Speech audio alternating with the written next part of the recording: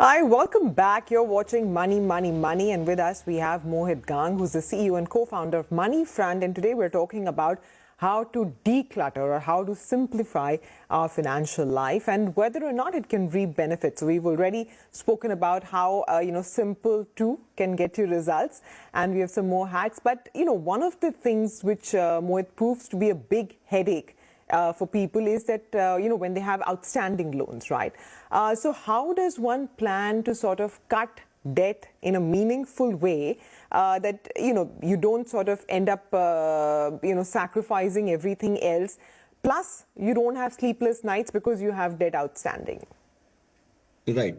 Look, I think Sumaira, most of us start our lives in negative, our earning careers in negative, which I mean to say is we start by paying off our educational loans, which we would have picked up for our higher education, so on and so forth, right? There are very few fortunate ones who start life with a zero base or with a positive base, as in the earning career. So everyone has to go through this cycle of debt. Now, look, debt is bad, but all debt is not bad.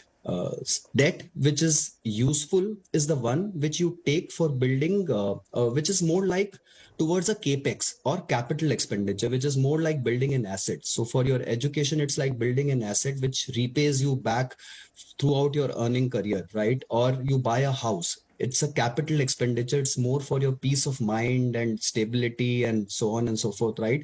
So you have to pick up those debts sometimes in your life. Debt which is bad is the one which you pick up for discretionary things, which you pick up for your lifestyle, which you pick up, let's say, to travel. You want to, or you pick up for your personal shopping, or you pick up those debts on your credit cards, and your personal loans, and so on and so forth. Those are blasphemous, honestly. Anything in debt which is above 9%. Now, again, this is not a thumb rule. It will change with time and era, with interest rates and so on and so forth. But broadly speaking, anything which is over 9% to me is poisonous, right? And those personal loans debts, which are at around 12, 14, 16, 18%, those are obnoxious. So one has to be very careful why he's picking up debt.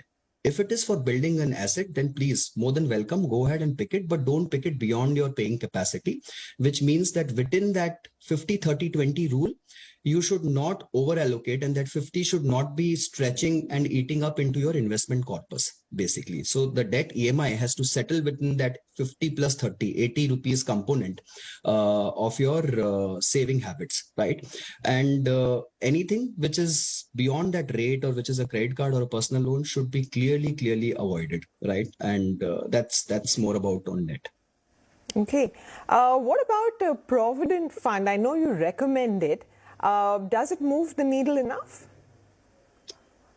Oh, look, I've been for all my 20 years in this investing business, I've been a big advocate of personal PF and PPF, basically.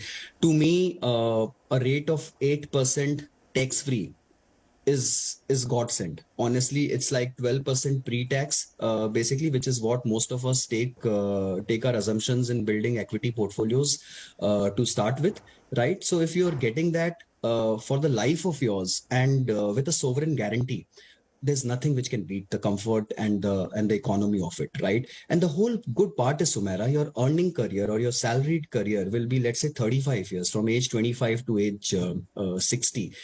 You will not even realize that saving in that PF with that kind of an interest rate, it creates magic with compounding for a 35 long years. The whole corpus which you accumulate will be huge and massive, and will be a big support system for your retirement. So that's personally a retirement corpus. Similarly, PPF, though only 1.5 lakh rupees is allowed per individual per financial year, but I think if you keep making that contribution, rates again currently are 7, but at a long term you can very well assume that it will hover between 7 to 8, basically, right? Tax free rate again is massive, right? And the kind of corpus which you build through these instruments, you don't realize it. It keeps building at the back of it. And because it is not in front of your eyes, you don't tend to dabble in it and don't tend to withdraw it. One ground rule here is, when a person changes his or her job, you should not withdraw the PF. Please. I think that's the most, what do you say, that's the biggest error I have seen in my personal career, that people, when they switch jobs or hop jobs, they withdraw their PF and then start afresh with the new job. That's wrong. You should transfer your PF, please, and let it accumulate behind and see the power of compounding. Absolutely. I'm glad you mentioned compounding because, over time, if we allow it to happen, it can really add up, right?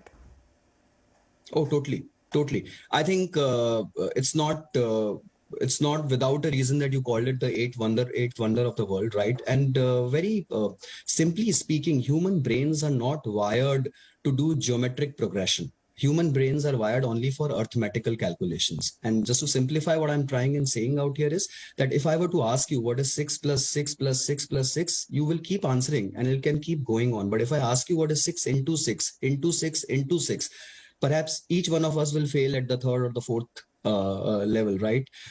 So that's geometric because our brains are not wired to think in a multiplicative way.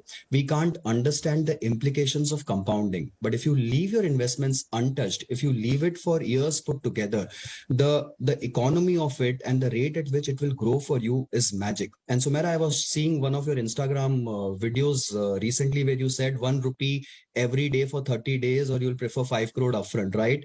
And you so clearly got out the benefit of compounding. So I think those are smaller things which people should appreciate, that they should just leave their investments and not try and tinker around with it on a daily basis.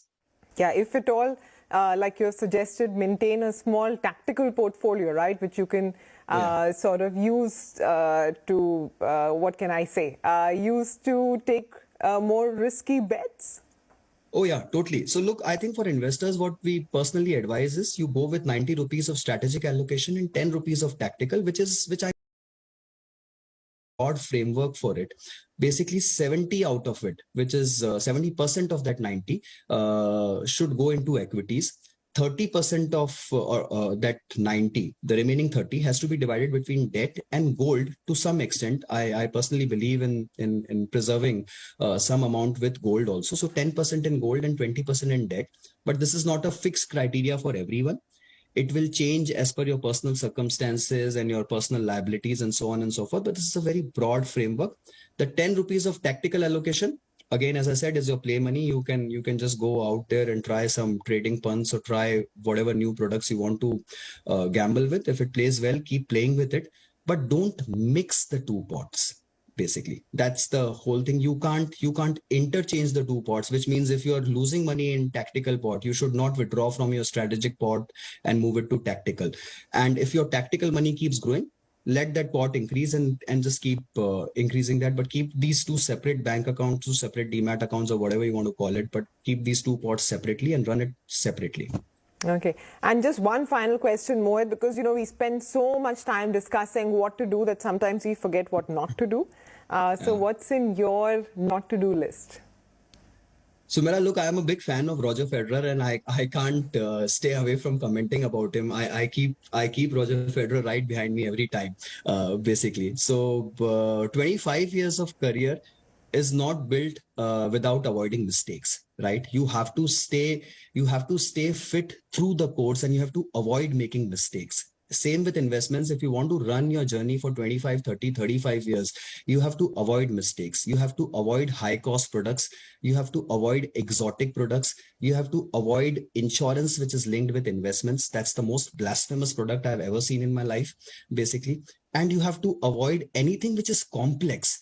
If you can't understand it, if it is too good to be true, it definitely is too good to be true. So just avoid it. The more you avoid, just keep avoiding everything. Just stay put with very basic, simple products which you can understand: your PF, your EPF, your PPF, your mutual funds, your SIPs, small amount of stock portfolio which you're very confident of. And that's about it. It will make a whole lot of money for you if you stop avoiding these, stop tinkering around with it and keep at it for 25, 30 years of your life. Avoid these mistakes and you will have the greatest compounding benefit one can ever reap, and a huge corpus for your good and healthy retirement.